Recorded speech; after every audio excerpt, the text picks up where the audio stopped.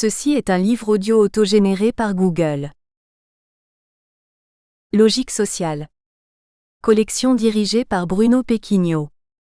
En réunissant des chercheurs, des praticiens et des essayistes, même si la dominante reste universitaire, la collection Logique sociale entend favoriser les liens entre la recherche non finalisée et l'action sociale.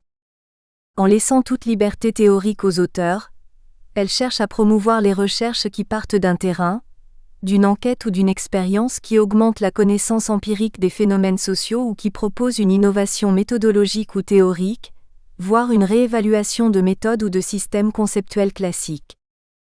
Dernière parution. Jean-Michel Dewey, Carte postale à travers le monde, 2022. Georges Jourdam, Le traitement de la pauvreté en France.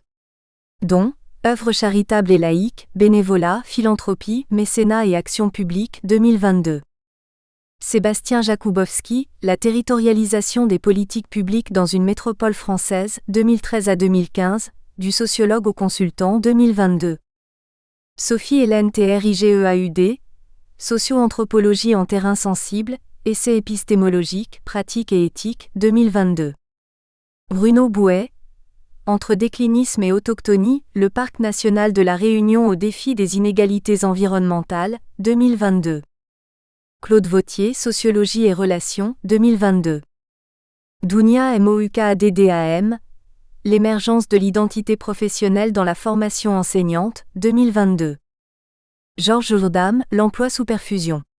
Les aides de l'État français aux entreprises et au public cible, 2022.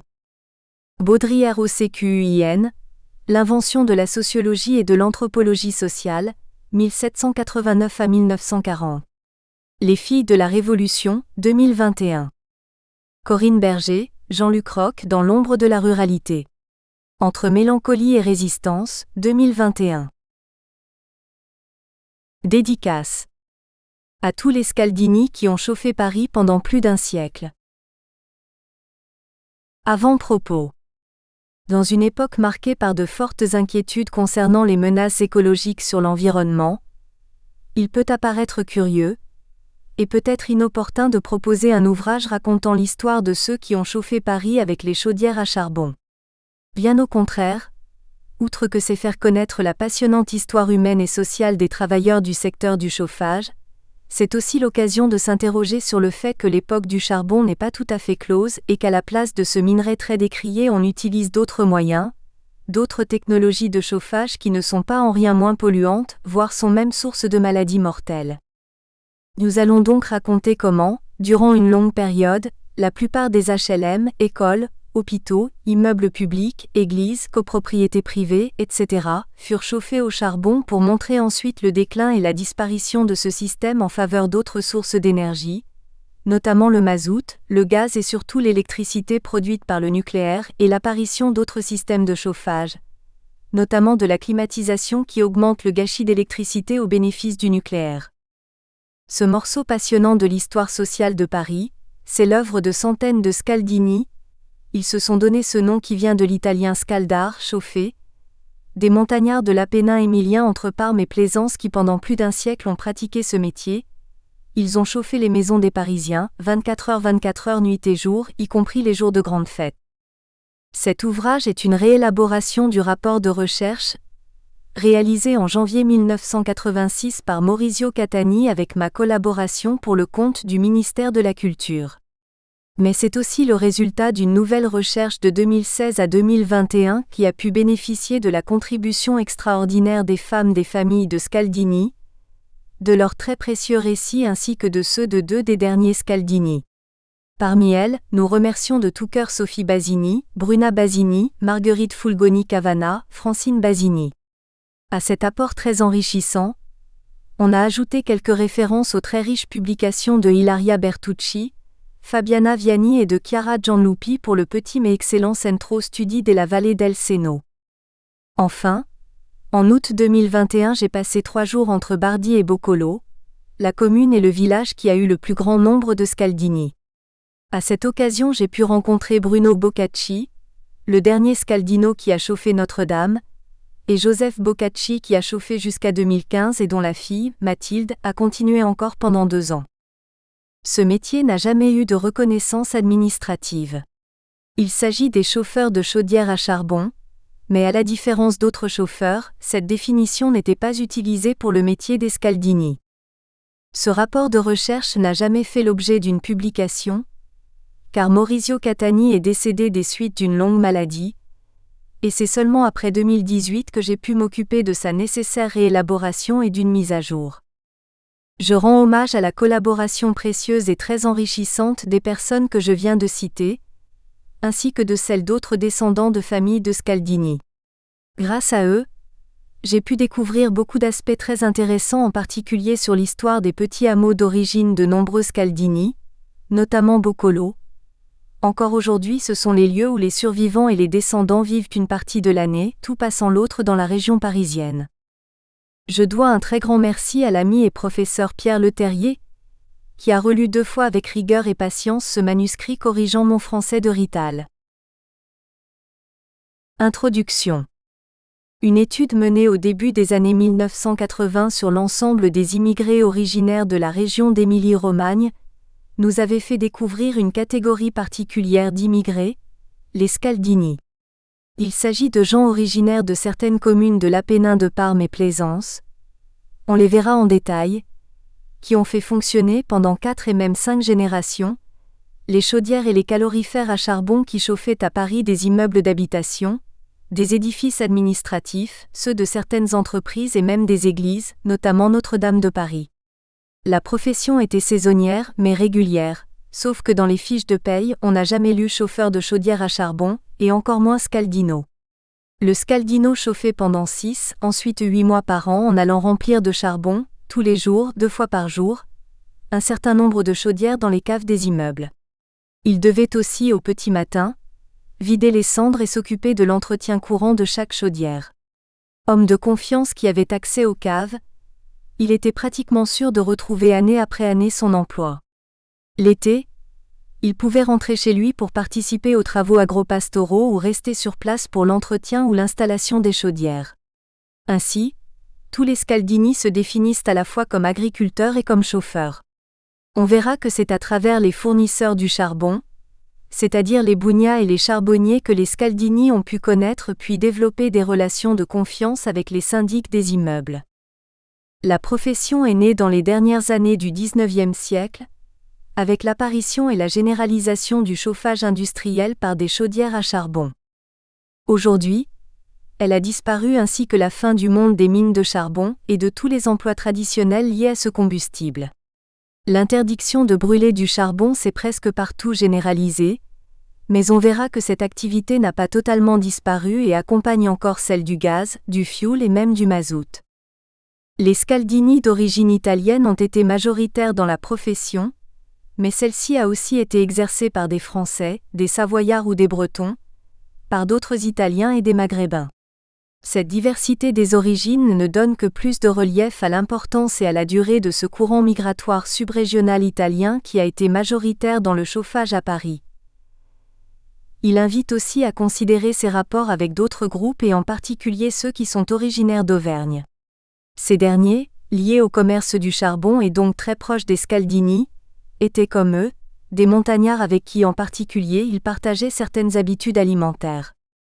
L'étude de cette catégorie professionnelle ne peut pas se passer de la description des origines, des parcours migratoires et du contexte historique ou plus exactement technologique.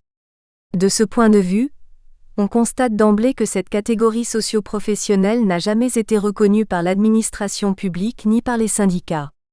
Nous employons donc le terme de scaldino, pluriel scaldini, parce qu'il n'en existe pas d'autre.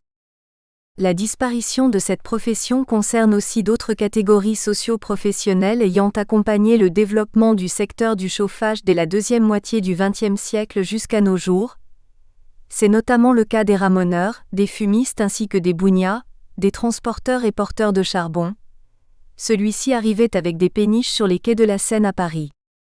L'histoire de ce secteur renvoie à un contexte qui a favorisé, en fait sinon en droit, l'insertion des immigrés dans les villes. Les Scaldini ont considérablement contribué à l'amélioration des conditions de vie des Parisiens qui, pour la plupart, n'avaient pas de chauffage central dans l'immeuble où ils vivaient. Mais la quasi-totalité des Parisiens n'a jamais connu les scaldini, ni les chaudières à charbon du chauffage central. Méthodologie. La méthodologie adoptée dans cette étude est celle de l'anthropologie et de l'ethnographie, à savoir l'observation participante, dans les limites du possible, qui s'intègre avec l'histoire économique et sociale. Catani et moi-même, on a pu profiter d'une très longue expérience de recherche pratiquant aussi l'histoire sociale, l'histoire de vie ainsi que l'articulation entre micro et macro et entre diachronie et synchronie, ainsi que la perspective de la comparaison ou plus modestement de la confrontation entre les expériences migratoires les plus différentes. Nous avons donc visité les lieux de travail des Scaldini et des Auvergnats qui géraient les cafés charbon, c'est-à-dire les fournisseurs du charbon qui ont souvent été les employeurs des Scaldini, fait des interviews avec un grand nombre d'entre eux et nous avons aussi entendu les divers acteurs sociaux impliqués, les gérants d'immeubles, les Auvergnats et les gens qui croisent ces ritals particuliers. En 1984, Catani a aussi participé à l'une des fêtes annuelles que les Scaldini tenaient, près de Bobbio, la plus importante ville dans les vallées d'origine sur les Apennins émiliens. Il a reconstruit l'arbre généalogique de 2 familles et décrit la noria de ces saisonniers, 6 mois à Paris et 6 mois au village d'origine, qui ont presque monopolisé cette profession à Paris pendant le XXe siècle, voire infra. À cela, on a ajouté le recueil des récits de leur vie quotidienne à Paris et dans leur terre d'origine ainsi que les changements à travers les générations, allant jusqu'à documenter la disparition du chauffage à charbon et de ce métier vers la fin des années 1980, en même temps que le triomphe du nucléaire. Ce travail n'a négligé aucun aspect du phénomène et a étudié le passage de la noria à l'immigration stable, et donc à la sédentarisation de quelques familles en région parisienne, en même temps que le passage générationnel. On ajoutera aussi beaucoup de nouveaux témoignages qu'avec le temps des descendants de Scaldini ont bien voulu exprimer, et qui leur tenaient à cœur. Ceci est aussi le produit de l'extraordinaire attachement à leur pays, que tous les gens originaires de ces montagnes des Apennins émiliens ont conservé jusqu'à nos jours. On verra que de nombreux descendants de Scaldini, même de 4e ou 5e génération, vont passer au moins quelques semaines de vacances au village où d'ex-Scaldini s'occupent de leurs terres et de leurs maisons. Malheureusement, les moyens technologiques disponibles aujourd'hui n'existaient pas à l'époque où cette recherche a été réalisée. Portable, caméra portable, Internet. Les transcriptions des entretiens ont été tapées par Catani lui-même. J'ai moi-même visité un certain nombre de cafés charbon, et en 2016, lors de mon année sabbatique, j'ai repris ce rapport pour le réélaborer en essayant aussi de trouver de nouvelles informations. Ainsi, j'ai appris que les cheminées et calorifères de Notre-Dame avaient été éliminés et qu'il n'en restait aucune trace, pas même des photos. Les seules que l'on ait sont uniquement celles gardées par les familles de Scaldini. On en trouvera quelques-unes dans les pages suivantes. La journaliste Bruna Basini, fille d'un Scaldino, a réalisé en 2015 un petit reportage comportant un entretien avec l'un des derniers Scaldini, Giuseppe Joseph Boccassi di Jojo. C'est l'un des descendants de ceux qui ont raconté à Catani une bonne partie de l'histoire de ces ritals, et en particulier celle de 2 familles, les Basini et les Boccacci. On verra l'arbre généalogique de ces 2 familles commençant avec Ludovico Basini, né en 1840, et sa femme Margherita, née en 1850. 2 familles qui ont d'abord émigré à Londres, puis à Paris, où ils deviennent Scaldini. Remarquons d'emblée que beaucoup de personnes ont le même nom et prénom, ce qui rend très compliqué et parfois presque impossible la recherche dans l'état civil des communes. On a constaté aussi qu'encore en 2022 il y a un grand nombre de personnes qui figurent dans les pages blanches de l'Île-de-France, avec les mêmes noms des Scaldini qu'on va citer plus loin. Grâce à Bruna Basini, j'ai pris contact avec Sophie Basini qui depuis des années cultive une passion particulière pour l'histoire de sa famille, de son village, Boccolo de Tassi, et des Scaldini, mais elle appartient à une autre descendance Basini, voire infra. Grâce à elle, j'ai aussi découvert les ouvrages et les contacts du petit centre d'études de la vallée Séno qui depuis 2008 a publié 2 ouvrages avec des photos, et cite notre rapport de recherche de 1986. Je remercie aussi le président de ce centre, M. Giuseppe Conte, pour sa pleine disponibilité. Sophie Basini a reconstruit l'arbre généalogique de sa descendance, et j'ai mieux pu situer l'émigration du hameau Boccolo et celle du hameau Grezzo, les deux appartenant au territoire de la commune de Bardi. En août 2022, j'ai aussi visité ces vallées et d'autres communes et hameaux, ainsi que leurs cimetières où l'on trouve les tombes des plus anciens Scaldini. Pendant cette nouvelle plongée sur le terrain, j'ai pu recueillir beaucoup de nouvelles informations sur l'émigration dès 1860 vers Londres et le pays de Galles d'une partie des mêmes familles. Là, j'ai pu remarquer qu'un certain nombre des cousins des Scaldini émigrés au Royaume-Uni, et notamment au pays de Galles, ont connu une réussite économique et sociale beaucoup plus importante que celle des Scaldini qui ont travaillé dans le chauffage à Paris. Cela prouve que, s'il est vrai que certains Scaldini ont pu réaliser pas mal d'épargne, ce métier a rarement permis le passage vers l'entrepreneuriat ou le commerce, comme cela a pu exister dans le cas de la restauration, du bâtiment, des boutiques d'alimentation, etc. Néanmoins, depuis les années 1980, certains descendants de Scaldini sont devenus entrepreneurs dans le domaine du chauffage, notamment de la climatisation. Pendant notre recherche, nous avons aussi exploré à Paris les principales bibliothèques et trouvé quelques informations. Dans les communes italiennes d'origine, on a recueilli les données statistiques les plus récentes concernant l'évolution démographique des villages d'origine.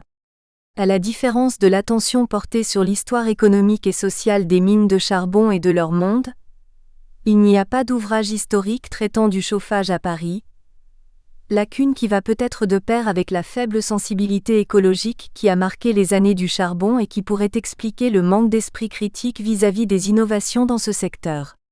Ceci a facilement conduit au triomphe d'abord du mazout et du gaz, puis de l'électricité produite par le nucléaire en passant par le fioul. C'est aussi le triomphe de la climatisation et de ses gâchis. Les plus anciens habitants de Paris n'arrivent pas à comprendre la raison pour laquelle pendant l'été on maintient des températures si basses dans tous les lieux publics, ce qui par ailleurs provoque des bronchites ou pire. S'il existe des manuels pour l'ingénieur, pour l'installateur ou pour l'un ou l'autre métier du secteur, il n'existe pas, à notre connaissance, d'études d'ensemble qui retraceraient l'évolution sociale, culturelle et technique du chauffage, voire bibliographie. Nos considérations sont donc presque uniquement basées sur des entretiens avec des Scaldini, des installateurs, des charbonniers et des bougnats, autres professions disparues. Ainsi apparaît éclatante l'absence d'études relatives à des aspects et à des acteurs sociaux qui pourtant ont joué un rôle non négligeable dans l'histoire récente de la ville de Paris. Nous avons aussi rencontré plusieurs bougnats et charbonniers. Dans l'impossibilité de mentionner tout le monde, nous remercions en particulier MM. Orliac, Gillon et Monsieur Long ainsi que R. Giraud de l'Auvergnat de Paris et M.F. Girard, ancien administrateur de Notre-Dame. Nous remercions tous les Scaldini qui ont accepté de répondre à nos questions, et en particulier ceux qui se sont prêtés à nos enregistrements, tant à Paris que dans les hameaux d'origine. Si certains informateurs ont préféré des rencontres individuelles relativement courtes, d'autres nous ont reçus 3 ou même 4 fois, en nous permettant de transformer l'entretien individuel en rencontre familiale intergénérationnelle et transnationale. Et récemment, certains parmi eux ont constamment répondu à mes questions via WhatsApp ou via mail. Signalons que c'est surtout au cours de ces dernières 10 années que beaucoup de Scaldini et de leurs descendants ont manifesté un intérêt parfois très appuyé pour leur histoire, alors que cela était rare et parfois peu apprécié dans les années 1980.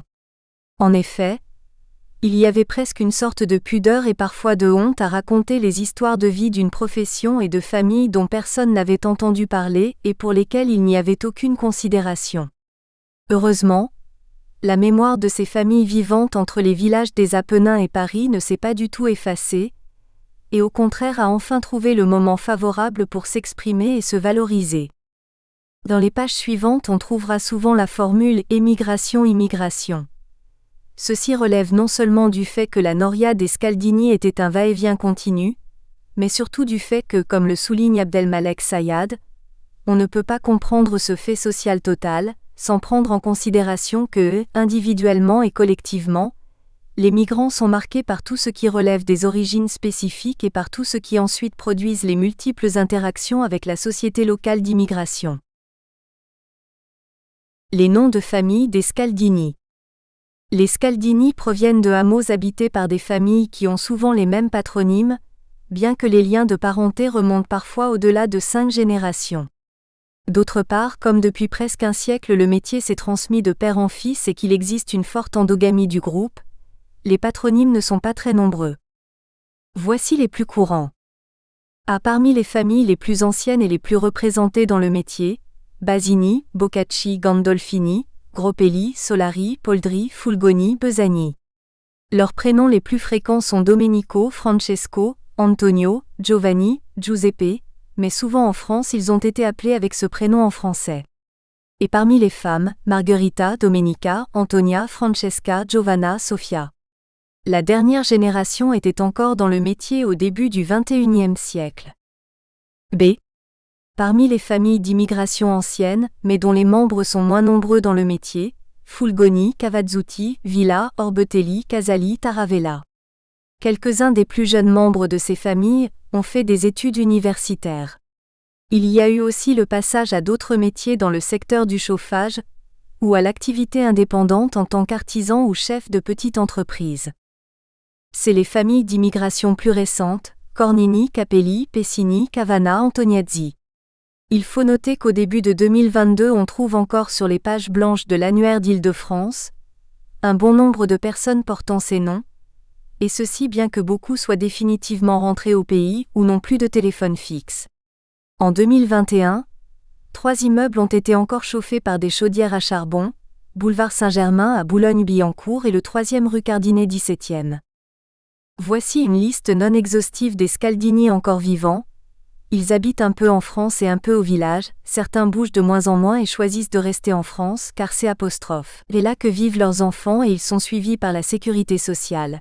Besani Marco, Besani Domenico, Boccacci Bruno, Boccacci Joseph, Boutier Daniel, Poldri Giovanni, Poldri Jean-Paul, Poldri Federico, Basini Battista, Basini Giovanni, Cavacciuti Aurelio, Campelli Bruno, Campelli Giuseppe, Cavana Domenico, Gregori Romeo, Del Molino Costante, Pintus Luciano, Isigrini Daniele, Antoniazzi Giuseppe, Bernieri Angelo, Gandolfini Vincenzo, Antoniazzi Philippe.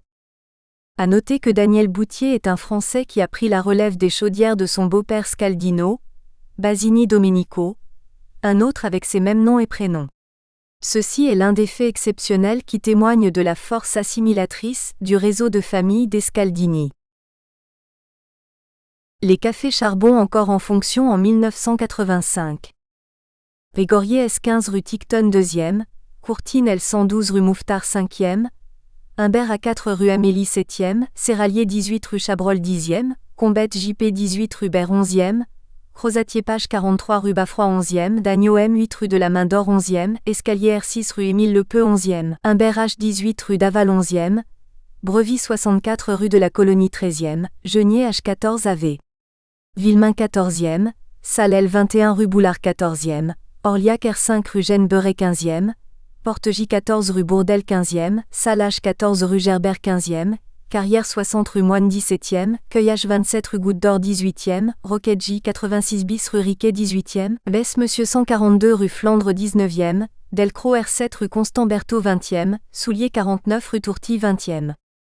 Au cours de l'enquête, nous avons constaté que dans les années 1980, une quarantaine de cafés charbon ont disparu ou ont été transformés en brasseries et bistrots. D'autres, parmi ceux qui apparaissent dans la liste, ont connu le même sort. Les raisons de ce déclin tiennent dans l'absence de successeurs, l'abandon par la clientèle et la rénovation des quartiers, outre que la fin de l'époque du charbon. Ce passé n'a laissé que quelques photos, des traces dans la mémoire des vieux, et pas nombreux dans les ouvrages consacrés aux Auvergnats de Paris. Par ailleurs, il est connu que nombre d'ex-cafés charbon ont été transformés en brasseries parfois assez renommées, ou bistrots ou petits restaurants et il y en a qui ont gardé dans leur enseigne le mot bougna, en guise de charme du passé. Première partie. 1. Le développement du chauffage central par des chaudières et les calorifères à charbon. Bien que les techniques de chauffage et de production de chaleur aient déjà été développées à l'époque romaine, leur renouvellement pendant l'ère de la société industrielle a été assez lent. En ce qui concerne le chauffage domestique, l'application de ces techniques à ce besoin social est relativement récente.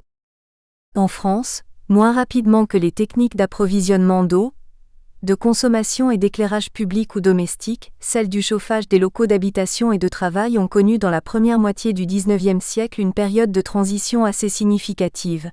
Monsieur Domas Éditions, 1968, tome 3.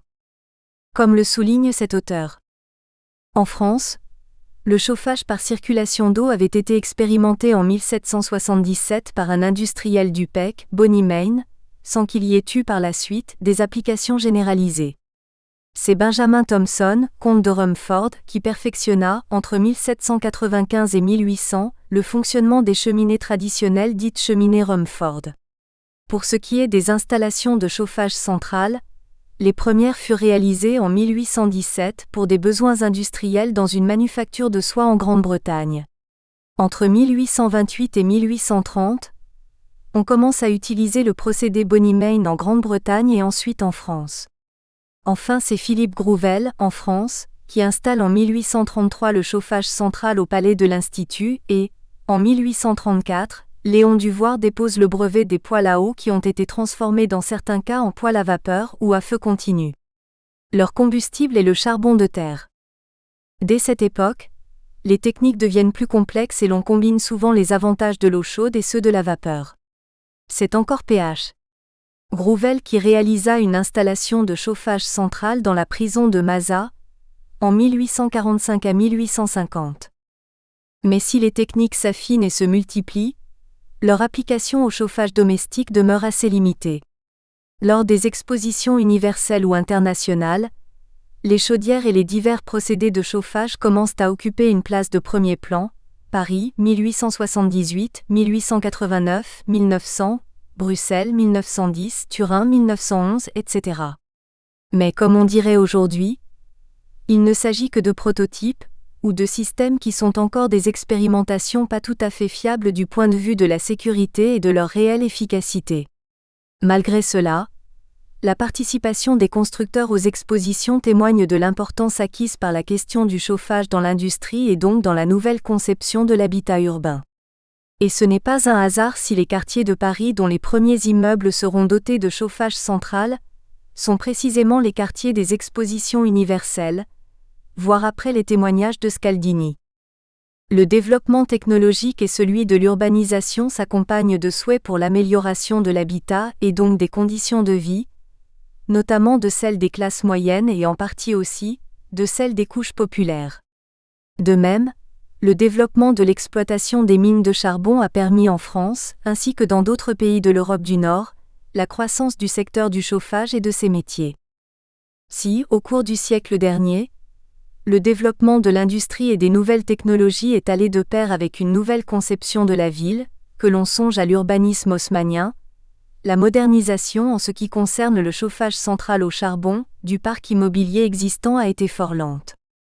L'œuvre de Haussmann visait notamment un gigantesque réaménagement de Paris dans le sens d'une forte modernisation, et favorisa les investissements financiers dans l'immobilier.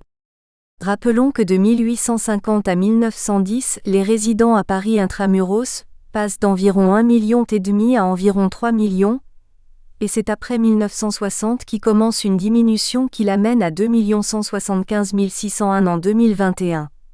Mais sans compter les habitants qui ne sont pas enregistrés comme résidents.